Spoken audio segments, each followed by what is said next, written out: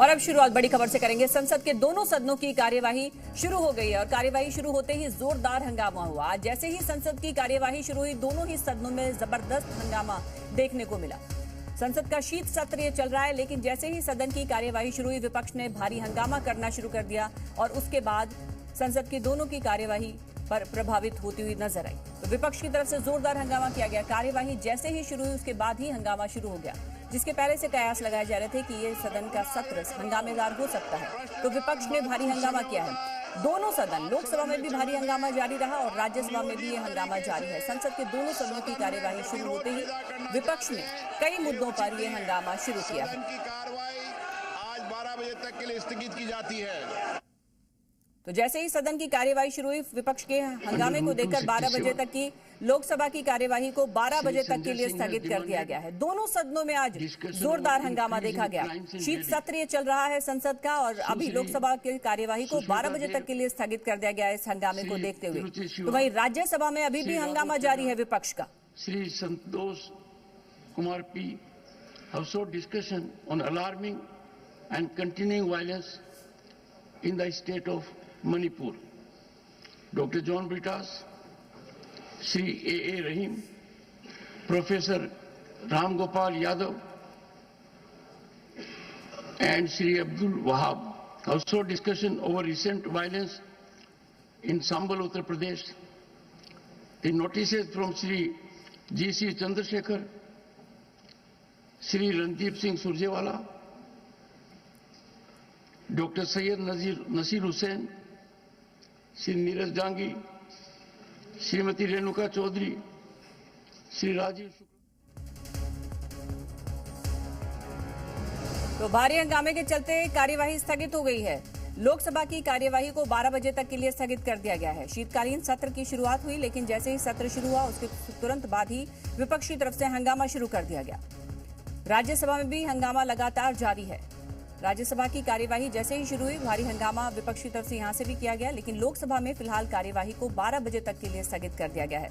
सदन की कार्यवाही, लोकसभा की कार्यवाही 12 बजे तक के लिए स्थगित कर दी गई है। दोनों ही सदनों में जबरदस्त हंगामा देखने को मिला। तो शीतकालीन सत्र का पहला दिन था, लेकिन पहले दिन ही जबरदस्त हंगामा था, जिसके कयास लगाए जा रहे थे और उसके बाद लोकसभा की कार्यवाही स्थगित।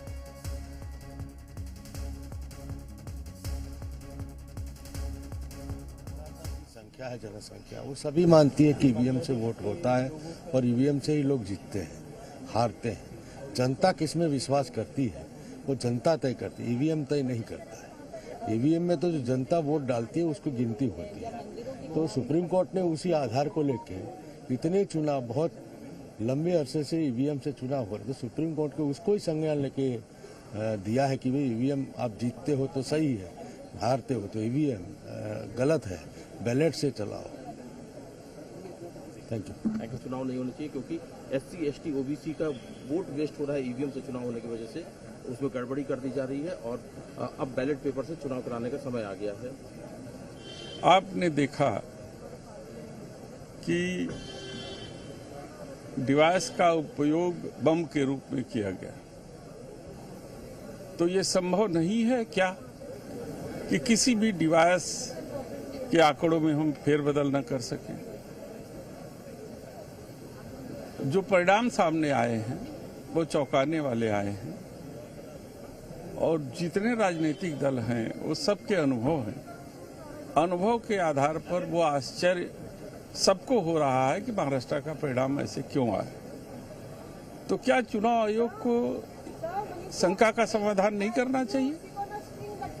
जब पार्टियां ही तो चुनाव में जाती हैं और वही सरकार बनाती हैं, वही सरकार जो है इस लोकतंत्र में अपना प्रतिभाग देती है, तो जब हम किसी चीज पर आशंका में हैं तो उनका कर्तव्य बनता है कि वो हमारी आशंका को दूर करें और जनता में एक मैसेज दें कि नहीं, हम जो है कि ये ईवीएम सही है या गलत है।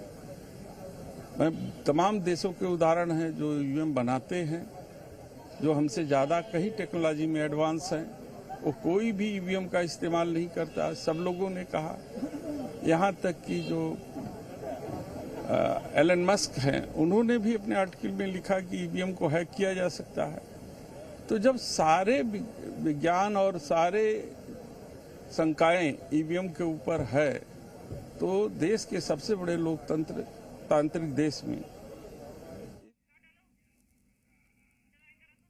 और इस खबर पर और ज्यादा जानकारी के लिए हमारे साथ जुड़ गए हमारे संवाददाता प्रदीप श्रीवास्तव, उनसे और जानकारी लेंगे। प्रदीप, ये तो पहले से ही कयास लगाए जा रहे थे कि विपक्ष के पास तमाम मुद्दे हैं, अडानी का मुद्दा है, मणिपुर का, संभल हिंसा का मुद्दा, तो यहाँ तो माना ही जा रहा था कि हंगामेदार रहेगा। फिलहाल लोकसभा की कार्यवाही तो स्थगित कर दी गई है, और क्या कुछ जानकारी मिल रही है राज्यसभा की कार्यवाही को लेकर?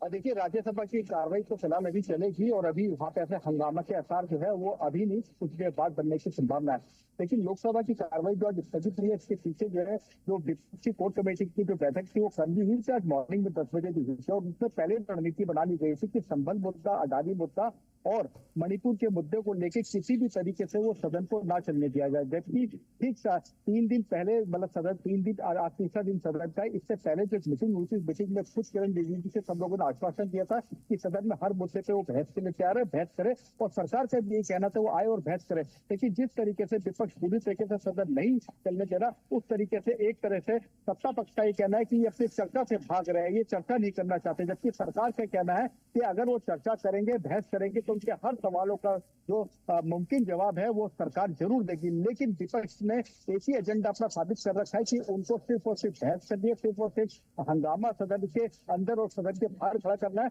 और वो सदन को नहीं चलने दे रहे। इसलिए जो है लोकसभा की जो कार्रवाई है स्थगित की गई है। 12 बजे तक के लिए स्थगित की गई है प्रदीप लोकसभा की कार्यवाही, लेकिन 12 बजे फिर से जब कार्यवाही शुरू होगी तो क्या ये माना जा सकता है कि एक बार फिर से सदन की कार्यवाही को विपक्ष नहीं चलने देगा? क्योंकि बहुत से मुद्दे हैं, घेरने की रणनीति पहले से बनाई हुई है सरकार को। देखिए, अभी जो है विपक्ष के कमरे में जो है अभी प्रॉपर बैठक चल रही है, और सदन के बाहर जैसे ही उसको स्थगित किया 12 बजे तक, तो सब लोग बाहर आ गए, जो लॉन होता है गैलरी में आ गए, महात्मा गांधी की मूर्ति के नीचे, तो वहां भी सब लोग एकजुट थे और अपनी रणनीति बनाते हैं। अब देखना बड़ा दिलचस्प होगा कि 12 बजे के बाद क्या ये विपक्ष सदन को चलने देता है या फिर वो बहस का हिस्सा बनता है, तो सरकार चाहती है। जी, बहुत बहुत शुक्रिया प्रदीप इस तमाम जानकारी के लिए आपका।